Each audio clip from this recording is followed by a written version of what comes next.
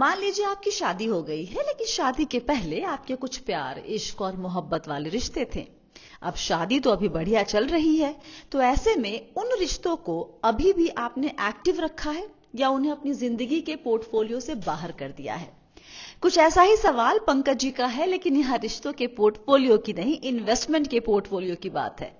पंकज जी के पोर्टफोलियो में 5 ऐसे फंड पड़े हैं जिनकी एसआईपी वो काफी पहले बंद कर चुके हैं। अब सवाल ये है कि ऐसे फंड को पोर्टफोलियो में रखना चाहिए या फिर निकालना चाहिए। रखे तो क्यों और निकाले तो क्यों?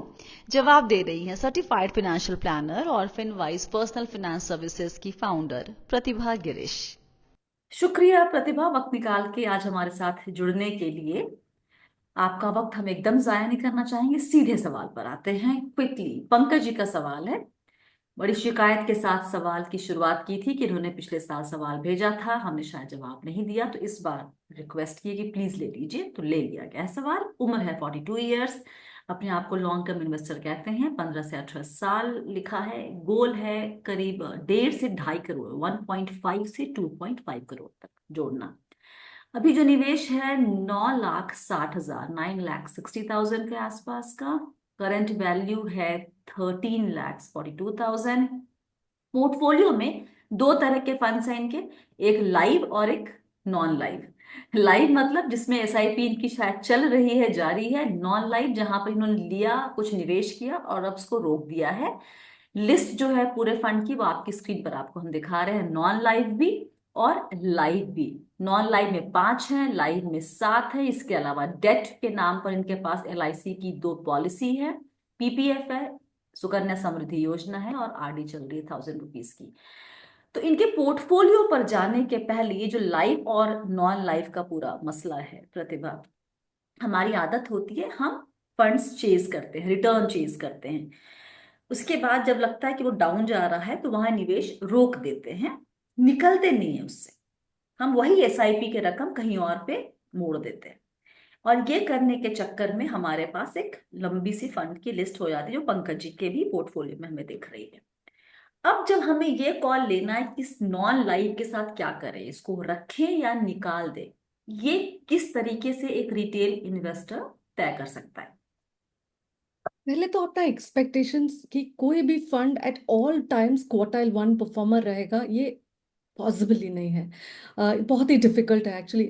शायद एक आध होगा, लेकिन बट बहुत ही डिफिकल्ट है। तो अगर क्वार्टाइल 1 क्वार्टाइल 2 के बीच में जाता आता रहता है, that's okay, that's perfectly all right. और जब हम सिलेक्ट कर रहे हैं फंड्स को, तो हम अपने रिसर्च अच्छी तरह से करें और पूरा asset allocation market cap wise भी करेंगे, और हम समझ के ले रहे हैं कि ये फंड हाउस क्या स्टाइल फॉलो करता है, और क्या हमेशा मतलब कभी भरतनाट्यम कभी कथक नहीं, हमेशा वही डांस करते रहते हैं।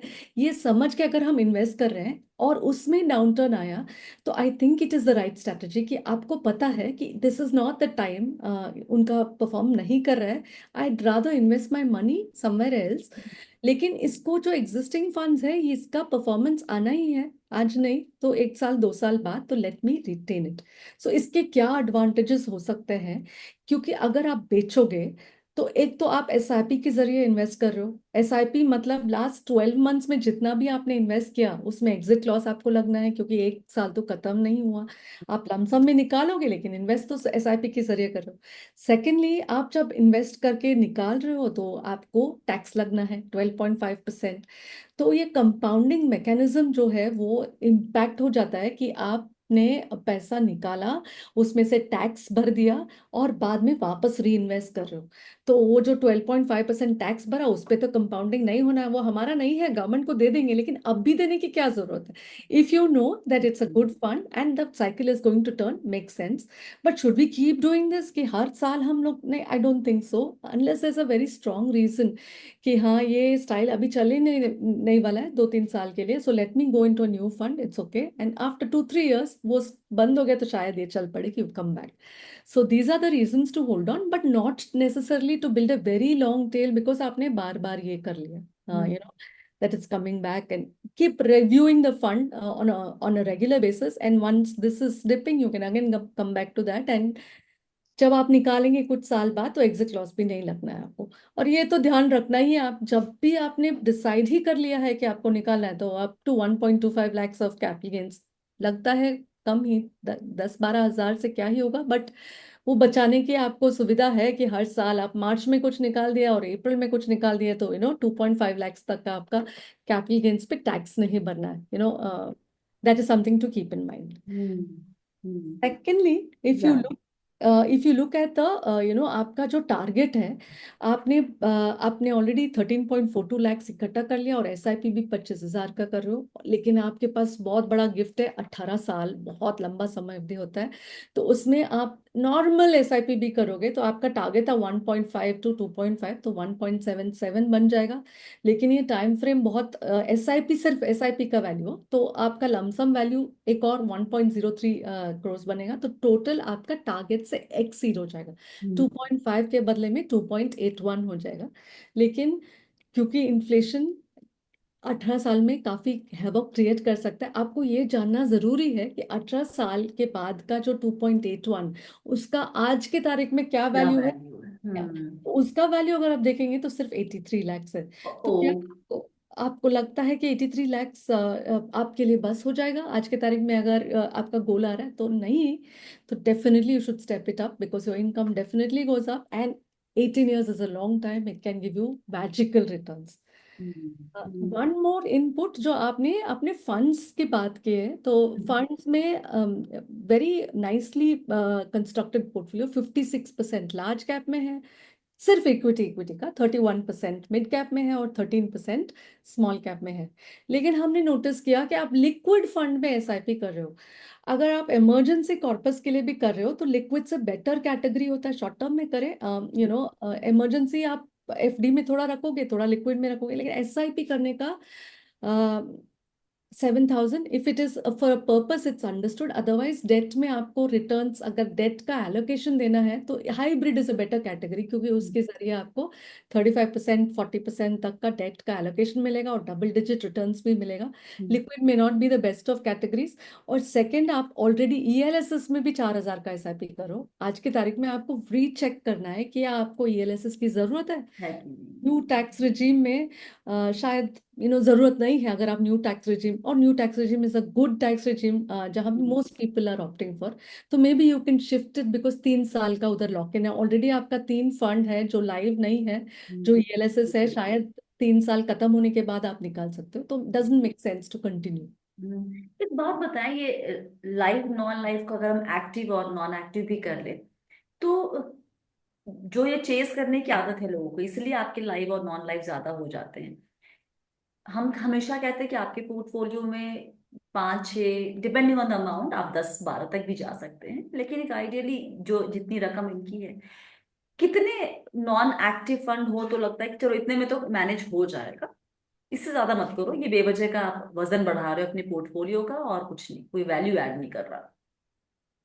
कि अगर मान लीजिए 12 से ऊपर हो गया तो हम्म। उसको मॉनिटर करना बड़ा ही मुश्किल है, आप खुद भूल जाओगे कि हाँ ये है, ये भी है, वो भी मॉनिटर है। भी करना है। हाँ।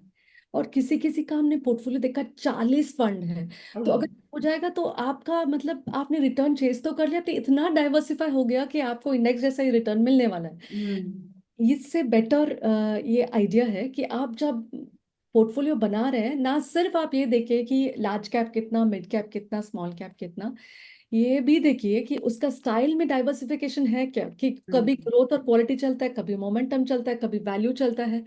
तो अगर अभी आप ऐसे सेट डाइवर्सिफाई कर लिया तो आपको ये नॉन एक्टिव वाला जो है वो खत्म हो जाएगा। इसको ऐसे समझिए, जब आप यंग होते हैं तो आपके बहुत सारे रिश्ते बनते हैं, अफेयर्स कह लीजिए, जो भी है। एक को आप थोड़ा एक्सप्लोर करते हैं, लगता है कि नहीं यहाँ बात नहीं बन रही, यहाँ कुछ नहीं, कंपैटिबिलिटी नहीं है, दूसरे अफेयर शुरू हुए, तीसरे हुए, फाइनली आपको एक कोई मिल जाता है या मिल जाती है जिनके साथ आपको लगता है कि आप इनके साथ पूरी जिंदगी बिता सकते हैं। लेकिन जो एक्सेस होते हैं, अमूमन उनको हम उनसे टच में रहना नहीं प्रेफर करते हैं, क्योंकि वो एक बैगेज के साथ आते हैं, राइट? तो आपके वो करंट रिलेशनशिप के ऊपर भी वेट डालेंगे अगर आप अपने सारे एक्सेस के साथ टच में रहेंगे तो, राइट? तो आप क्या करते हैं, आप उनसे कन्नी काट लेते हैं, आप उनको अपनी जिंदगी से निकाल देते हैं। तो पोर्टफोलियो में भी आपने शुरुआत में एक्सपेरिमेंट करा, फिर आपको समझ में आया कि नहीं, ये जो 5 कैटेगरी है या ये 6-8 फंड है, इनके साथ मैं एक लंबा रिश्ता निभा सकता हूँ, तो पीछे वाले को बहुत वक्त तक मत ढोइए।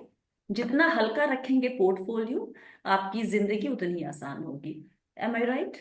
व्हाट अ वंडरफुल स्टोरी, मैं खुद याद रखूंगी। Lovely Swati. Thank you so much. और इसी के साथ यहाँ पर ये सवाल जवाब का सिलसिला खत्म करते हैं। कोई पोर्टफोलियो पे राय देना है, कुछ चेंजेस वगैरह करने हैं, इनको हटाना निकालना कुछ बताया, भी? HDFC लिक्विड फंड से SIP स्टॉप एक कर सकते हैं अगर इमरजेंसी के लिए, और HDFC ELSS। अदरवाइज उनका पोर्टफोलियो अच्छा है, 56, 31 और 13%।